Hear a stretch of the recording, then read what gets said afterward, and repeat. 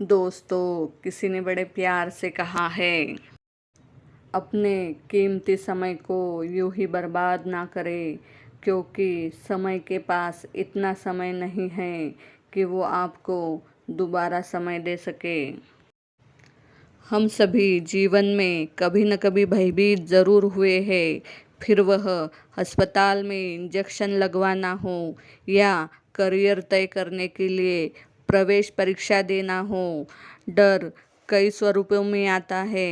डर एक सार्वभौमिक मौलिक भावना है जो हमारे जीवित रहने के लिए ज़रूरी है, यानी डर काफ़ी हद तक ज़रूरी है।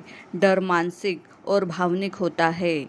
अतीत की बुरी आदतों को लगातार याद करते रहना या भविष्य की आशंकाओं के बारे में लगातार सोचते रहने से डर इतना ज़्यादा बढ़ जाता है कि वह ज़िंदगी से बड़ा हो जाता है। फिर डर अतार्किक होने लगता है। वह चिंता, तनाव और बुरी आदत का कारण बनने लगता है। समकालीन जीवन में ज़्यादा भय इस कदर हावी हो गया है कि वास्तविक स्थिति की तुलना में हमें डर ज़्यादा नुकसान पहुंचाने लगा है। सार्थक जीवन जीने के लिए अपने डर से ऊपर उठना ज़रूरी है। यह मानना है कि डर महज एक भावना है, यह सुनिश्चित करता है कि हम इस भावना को बढ़ाए नहीं। अक्सर खुद को सही जानकारी और आंकड़े देना तथा विषय पर विशेषज्ञता हासिल करने से डर को दबाने की शक्ति और आत्मविश्वास मिलता है। मशहूर टोस्टमास्टर क्लब लोगों को सार्वजनिक मंच पर बोलने का डर दूर करने के लिए संवेदनशीलता को व्यवस्थित ढंग से काम करने का काम करता है। इस तकनीक में समय के छोटे छोटे हिस्सों में खुद को डराने वाली स्थिति में डालना और धीरे धीरे जोखिम समय बढ़ाना शामिल है।